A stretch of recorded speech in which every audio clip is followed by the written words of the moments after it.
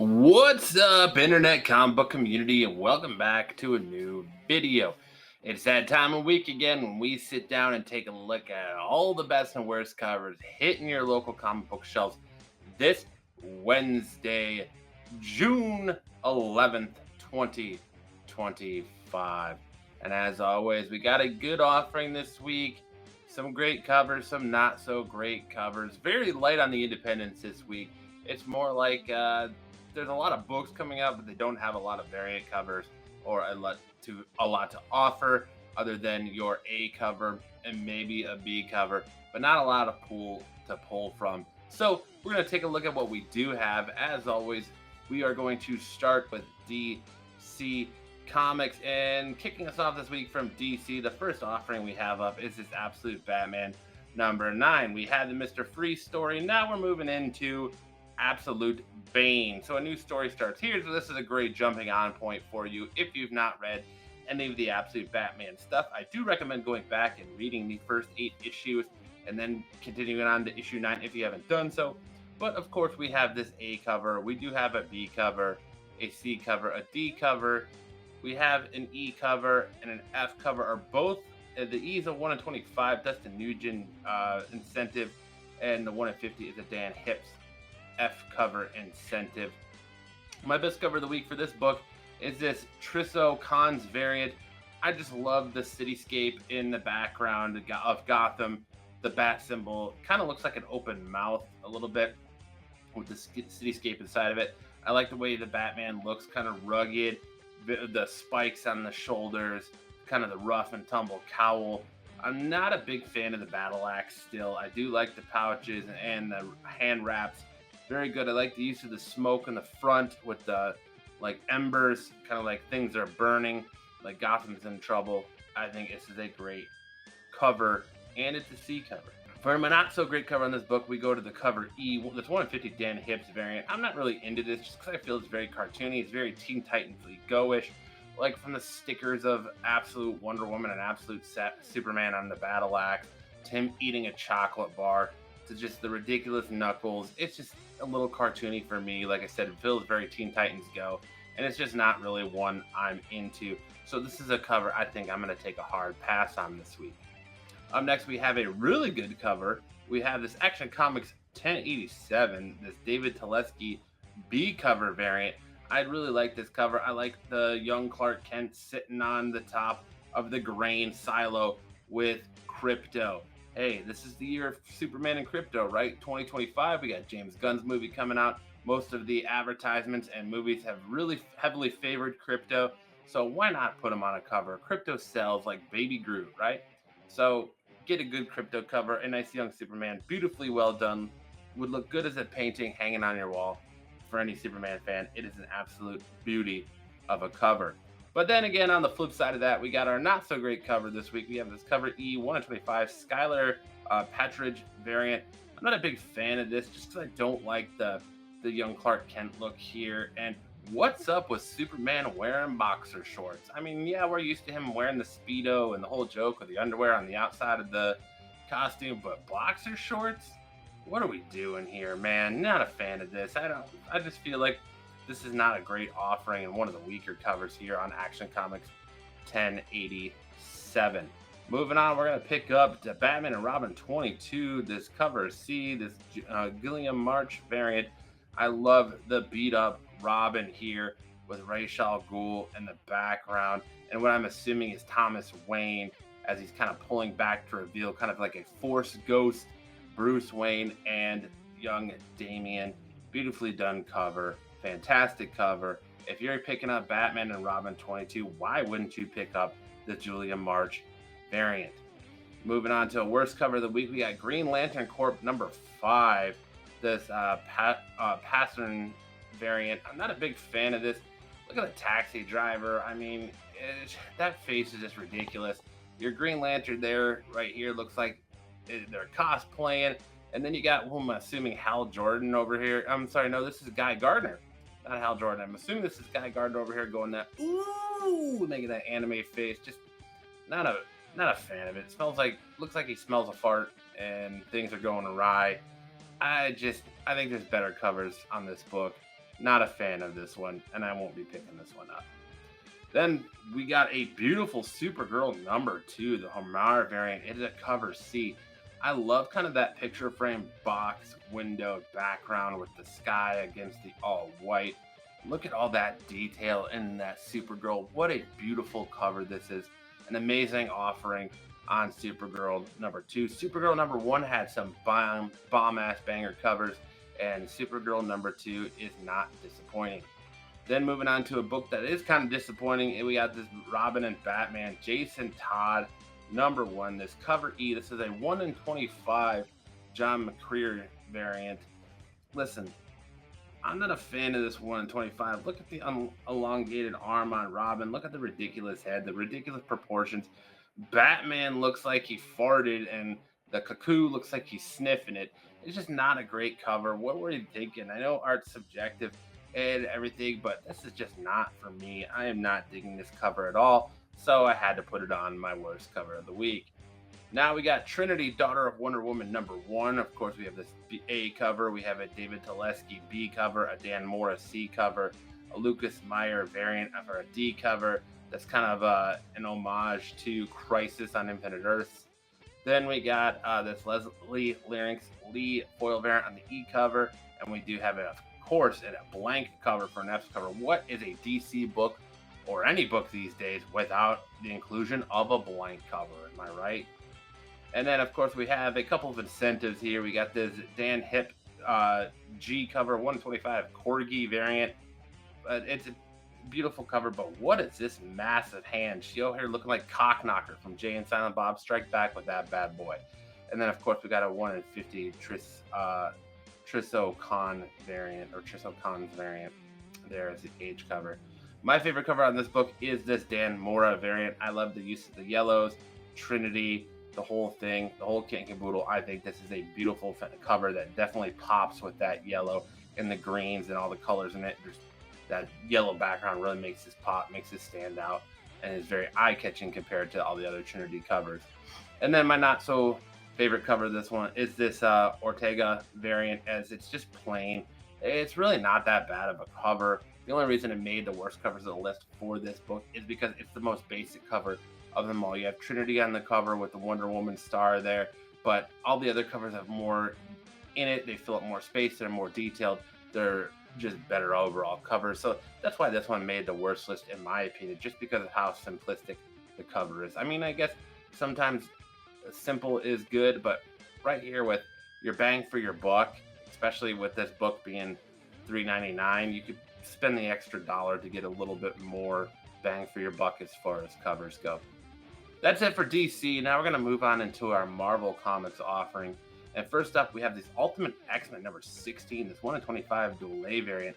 Look at this beautiful, stunning cover. This cover is the epitome of eye-catching. The use of the blues and the pinks, that black with the piercing eyes coming out of it, the red silhouette or pink silhouette, whatever you want to call it, around the girl in the middle. Beautiful cover, very eye-catching. This is one of those covers that when you're looking at your rack on New Comic Book Day and you're scanning to see what's there, boom, your eyes automatically go to this. It pulls in and it holds your attention. This is a fantastic cover, and the, like I said, perfect example of a eye-catching cover that makes you want to pick it up and go, man, you know, I've heard things about this Ultimate X-Men. Let me check out the interiors. You might not buy it for the interiors because I'm not a big fan of this book, but this cover is absolutely stunning. Then from one stunning cover to a not so stunning cover, we have this Deadpool Wolverine #6. It's 1 in 25, someone a Benici variant. Not a fan of this. What is going on with Wolverine's claws there? What's up with the face? What's up with all these like anime like pegging faces or screaming faces or whatever it is? I mean, it's cool, the disassembled Sentinel on the ground there, and everything's good right up into the claws and that face. Just not digging it. I just feel like, man, not a fan of this cover whatsoever. Then we move into a cover I'm a huge fan of, this One World Under Doom #5. If you're not reading One World Under Doom, you have to ask yourself, what are you doing? This is an amazing book. The last couple issues, we've seen the fight between Doctor Doom and Dormammu. We saw it really hit ahead at the end of issue 4, and I think issue 5 is going to cap off that battle. And what a way to cap it off than with this RB Silva variant. I love just getting that Geiger feel of the glowing skeleton on Doctor Doom as he's walking out of this fire and brimstone-esque scenario with the green mist all around him and the cloak that, Doctor Strange's cloak on his back kind of torn to shreds. Beautiful cover, amazing Doom cover. I can't wait to pick this up on the shelves this coming Wednesday. And of course, another great book we have, Magic #6. That's Pablo Villalobos cover. Villalobos has just been absolutely killing the game lately. I love this picture of Magic. I love the kind of crown of flames that sits above her head. Beautiful cover, amazing Villalobos. Definitely the Magic cover I'm going to pick up this week. Then into another great cover. We had a lot of great offerings, especially strong female offering covers from Marvel Comics this week. We've got the Phoenix #12, Lucas Warnick variant. Look at this beautiful Jean Grey. Just that up close, zoomed in shot of Jean Grey's face, the crown shimmering, her fiery red hair, her logo, and her just holding that Phoenix flame in her hand. Beautiful cover, amazingly done. I'm not reading this book, but I might just pick this book up for this cover. That's how stunning it is. And so now we're going to talk about the Death of Silver Surfer #1. We have a few offerings here. Of course, the A cover is solid, and I feel like almost all the covers on this book are solid. That A cover is really solid. I really like that A cover a lot. This B Joe Quesada variant is amazing. Then we have this Trad Moore C variant, this Ron Lim foil variant for a D cover. We do have a couple of incentives here. We have a 1/25 Nick Bradshaw variant as an E cover, a 1/50 John Romita Jr. Hidden Gems variant as an F cover. Would you look at that? John Romita Jr. can draw. It's been a long time since he's been not able to fall victim to that kick-ass style, but this is just a reminder that John Romita Jr. used to be the man. He used to be an icon. Not that he's not now, but he'll always be a legend, especially in my eyes as a Spider-Man fan. Like I've said before, he's one of my favorite Spider-Man artists up until he got into Kick-Ass. Then he just could never get into that like sloped forehead Cro-Magnon style of art when drawing people all blocky and ridiculous. Not a fan of his new art, but right here goes to show you why John Romita Jr. was a household name in the 90s. And then we get this 1/100 Joe Quesada Virgin variant for that G cover. My best cover of the week on the Death of Silver Surfer goes to this 1/100 Joe Quesada Virgin variant. Look at that, a perfect Silver Surfer. I like the use of the silver and black on him, and you just have that Galactus looming in the background, the mighty Galactus with the lightning coming out all over the place, looking like he's ready to devour a world. Beautiful cover, well done. I probably won't pick up the 1/100. I'm definitely going to pick up the trade dress of this, but this is a fantastic cover. And like I said, most of the covers on this book are absolute bangers, but not all of them, as the case in this Trad Moore variant. I don't really like this variant because just kind of like, woe is me, Silver Surfer. Another planet, another day. Oh my god, I am the Herald of Galactus, and it's so lonely. I'm so bored. That's what this cover says to me. This cover doesn't make me want to pick this book up. This cover makes me want to take a nap. Look at that elongated arm there on Silver Surfer. Just really, I don't like that there wasn't a lot of detail to really define the Surfer as there are on some of these other covers. Especially the surfboard. There's not a lot of detail on the surfboard to define that either. I like the background is nice and the foreground is nice. That's all nice, but as I said, I just don't really like the kind of lonely, depressed feeling Eeyore-esque Silver Surfer. I'll pass. I'll go with that Quesada variant. I'll go with the John Romita Jr. variant. I'll go with one of the other fantastic covers that are there, and I'll leave this Trad Moore variant on the shelf. Then to another great cover, we have this amazing Spider-Man giant size #1. Lots of writers on this, particularly Kevin Smith, one of my favorites. I can't wait to see what he does with the wall crawling Spider-Man. And I love this Lee Bermejo variant. I love the realism, hyper realism of it. I'm not a big fan of the web shooters on the outside. Like, I really loved his Amazing Spider-Man #1 cover, but the web shooters on the outside are kind of like, okay, that's not really how we're used to it. But I do like that you get to see a piece of Spider-Man's tech that normally is hidden, so you don't get to see that often in those web shooters, and how realistic they look. I love the depth in the mask. I love just the use of shadowing, the lighting, how real it looks. You would think this was a photo of someone cosplaying if you didn't know any better. Beautiful Lee Bermejo cover on this giant-sized Spider-Man #1. And from that, we go into the New Avengers #1. We have this A cover. We have an Andy Park Marvel Studio B cover, a Mark Bagley C cover, Josh Maria Casanovas. I killed that, sorry. Illuminati variant as your D cover. We have a Derek Chu Black Widow Winter Soldier E cover, a Derek Chu Carnage and Laura Kinney F cover. We have a G cover, a Wu Chong Li Hulk variant, or a Wu Chong Li varying that to H cover. And then, of course, we have this spoiler homage variant for an I cover. Then we have a couple of incentives here. We have a 1 in 10 logo variant for the J cover, a 125 Stephanie Hans variant for the K cover, and a 1 in 100 Segovia Virgin variant, Steven Segovia L cover. My best cover of the week of this book goes to this 1 in 25 Stephanie Hans variant. This is an absolute killer book, killer cover. I love the use of Laura Kinney on this book. X23, baby.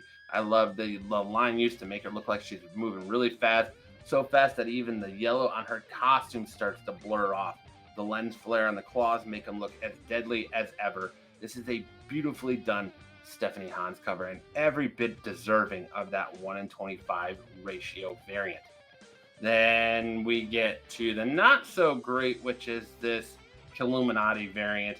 Not a big fan of this. I mean, Black Bolt's over here looking like a giant wart, and I don't know what they got Reed Richards looking like over here. Just not a big fan of this. I could do without it. Like I said, there's so many other great covers on this book, like that Stephanie Hans cover. This cover I'm gonna leave on the shelf and definitely pass up. Then we get into our giant size Dark Phoenix. This is the week of giant size, am I right? We get into this giant size Dark Phoenix Saga #1. This 1 in 50 Ivan Talavera Virgin variant. I absolutely love this color. Jean Grey over here looking fine as hell. Look at that fiery red hair with that whip. She's all done up in that, corset and in the black panties, looking stellar, looking fantastic, looking a little Emma Frost-esque, but she's got that just the studded choker collar on with the red rose. I love the use of reds against the black in this, standing in front of that like bay window or church stained glass window, I guess you could say, kind of giving that greenhouse window, whatever you want to call it. Beautifully done cover, a beautiful, beautiful cover, and the one I'm going to definitely look at trying to get on this this giant size Dark Phoenix. I believe there's also a trade dress on this cover, so I'm probably gonna go with that one, as I'm not gonna go for the 1 in 50, but I do still think this is a beautiful cover. Then we got a new series starting this week. We got Spider-Girl #1. We have this A cover. We have a Peach Momoko B cover, a C cover, D cover. We have a Peach Momoko E cover, and then we also have an F cover. And we have a couple of incentive cover. We have a 1 in 25 G cover and a 1 in 100 Peach Momoko H cover. All right, and my best cover on this book is this Kare Andrews foil variant. I love the look of the Spider-Man, very Todd McFarlane-esque, although the feet are a little wonky, just noticing that. Then the Spider-Boy on the background definitely looks like he skipped ankle day, my God. And Spider-Girl on top. It's just one of the better ones. I kind of like the homages and the Easter eggs in this cover here. Like I said, that Spider-Man feels very McFarlane-esque, and Spider-Girl up top hitting that peace sign. I don't know. I just think when I was doing this was the best cover option. But now that I'm looking at it more, maybe I was wrong. Maybe I missed the mark on this one. But it is what it is. The Spider-Man alone and being looking a little Todd McFarlane as she is enough for me. And then this isn't a terrible cover. Okay. My question is like, on a week where we're getting this new Marvel Rivals Ignite book, #1, why are we having another Peach Momoko variant on this book? Why are we having this Peach Momoko variant here? I don't think it needs a Marvel Rivals Peach Momoko variant on this book, especially with a character that doesn't fit here when we have that Marvel Rivals Ignite #1. Speaking of Marvel Rivals Ignite #1, we have an A cover, we have a Peach Momoko B cover, a Stan Sakai C cover, a Nagi Sans D variant, and then we have this E cover here. And of course, we have a couple of incentives. We have a 1 in 25 Yagawa variant for an F cover and a 1 in 100 Peach Momoko Virgin variant F cover. My favorite cover of the week goes to the Totokaro variant. It's just a beautifully well done cover. I love the snow, the use of the black and the white. It's just a really well done cover compared to like all the Peach Momoko covers on this book. And the worst cover this week for this one goes to this Stan Sakai variant. What does this have to do with Marvel Rivals? None of these characters are in Marvel Rivals. I don't get it. I understand that it's like feudal Japan, kind of that Stan Sakai playground. But it's just not a cover that I feel like fits Marvel Rivals. I'm not sure why it's here. Maybe I'm just not understanding. Maybe you can clue me in, but it just doesn't fit. So it got put on my worst covers of the week list. That's it for Marvel. Now we're going into our independents. Like I said, there's not a lot of independent books this week, but we got this Transformers 21, this 1 in 25 Derek Chu variant. I love all the Decepticon representation on this cover. You got 5 Transformers, 5 Decepticons on here, ready to rock and roll. Beautifully well done cover. I like it a lot. Screams 80 vibes to me. Pick up Transformers 21 and thank me because the story has been absolutely phenomenal up to this point. Worst cover of the week for me for the independents goes to Something's Killing the Children 42. This cover D, 1 in 10. Javier Pildo Virgin variant. I'm just not a fan of this simple style. Like that sword, I don't know what's coming off the sword, the green tears. Not feeling this cover, not feeling the art style. I understand, like I said all the time, art's subjective, but at a 1 in 10, do you feel like this cover deserves to be a ratio? I don't, especially with people who are Something Killing the Children fans. I think people will buy this book, yes, but I'm just not a fan of this cover, especially with the plethora of could be on this book. I could just go without that, and just not really feeling this Something Is Killing the Children variant. But a variant I'm absolutely feeling. Listen, it's this Teenage Mutant Ninja Turtles #9. This Juan Ferreira C cover. Look at this bad boy. I can't wait to pick this up and hold it in my hand because I am 99.9% sure this cover is going to look so much better in person than what's being represented in the high quality, high res photo on the screen. I love the use of black and whites, and the only color in it are the Turtles headbands. Raphael's taping up for a fight, so is Leonardo. The Turtles are ready to bounce back after the last issue. What's going on with Donatello? I can't tell. I can't wait to find out. If you're not reading Teenage Mutant Ninja Turtles, I'm looking right at you in the camera. If you're not reading Teenage Mutant Ninja Turtles by Jason Aaron, what are you doing? You call yourself a comic book fan? Go out, pick up issues 1 through 8. Thank me later, because this has been a fantastic story. This has been a fantastic Turtles run. This is the shot in the arm the Turtles have absolutely needed for the longest time. Juan Ferreira's art is phenomenal. It perfectly complements Jason Aaron's writing. It's so good.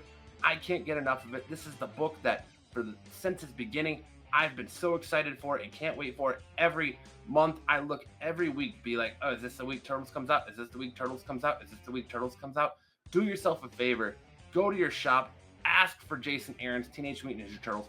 Put it on your pull list and thank me later, because what a phenomenal read this book has been. Moving on to a worst cover of the week from Independence, we have this Conan the Barbarian 21, this Maria Wolf variant. I'm just not a fan of Maria Wolf's art style.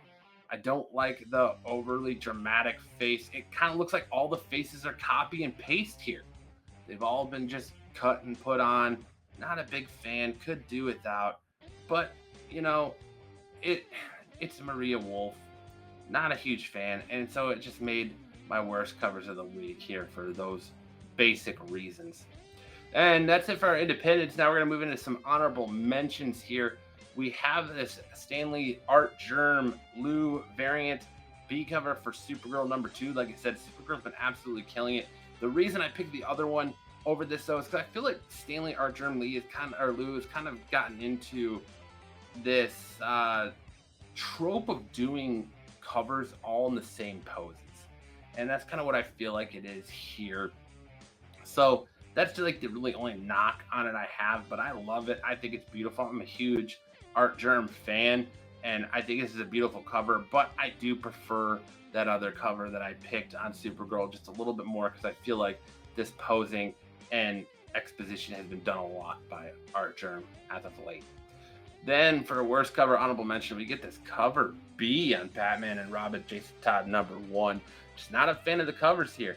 It is a Jeff Lemire cover. Jeff Lemire's art works on his stuff. Like, you know, a lot of his books, this art works, and I enjoy it when it works, but it just does not work here for this Batman book. Look at Robin there looking like he's malnourished. Look at Nightwing. Who's that? That's not Dick Grayson. That's Rick Grayson. Like, it's just, what is this? And I'm just not a big fan of this book, or this, I shouldn't say this book, but this cover whatsoever. This is a swing and a miss for Jeff Lemire. And then another great Ultimate X-Men #16 book. We have this Corin Howell Ultimate Special variant. This is a beautiful cover. I just think this is stunning. This is an absolutely stunning cover. But the cover I chose with the blues and the pinks and just all that detail that was just so eye-catching just nudged it a little bit. But I love everything about this cover. I think it's fantastically done. Now we get into our J. Scott Campbell covers of the week. We had that Marvel Rivals book, so of course we have some more offerings for J. Scott Campbell and his Marvel Rivals book. So these were all J. Scott Campbell web store exclusives, so I didn't want to include them in the main list, so I just kind of threw them in here at the end with in its own little section. So we have this Marvel Rivals cover A web store variant of Magic, beautifully done, great J. Scott Campbell cover. Then we have this Black Widow J. Scott Campbell web store cover B variant for Marvel Rivals Ignite #1.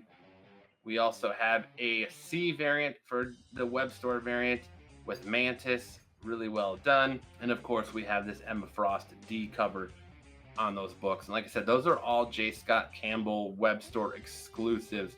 So that's why he got his own little section there. But that's it. Those are my picks for best and worst covers of the week that are hitting store shelves this week. Go to your comic book shop, pick out those books. Let me know what you picked up. Let me know what you thought of my list. Did I miss something? Do you agree and not agree with my list? Let me know your thoughts in the comments section below. If you liked this video and you found it informative, make sure to hit that thumbs up. Click that notification bell so you know whenever I upload a new video. And as always, please subscribe. Please subscribe and tell your friends. It helps so we can continue to grow the channel. But that's it. That's it for me. I'm going to end it here. I hope you guys have a great new comic book Wednesday. Make sure to check out my Thursday video where I go over and review all the books I picked up this week. And you know I'll be looking to review Teenage Mutant Ninja Turtles. I absolutely cannot wait. And I hope to see you guys in that video. But until next time, we'll see you around the spinner rack. In the shadows we gather, share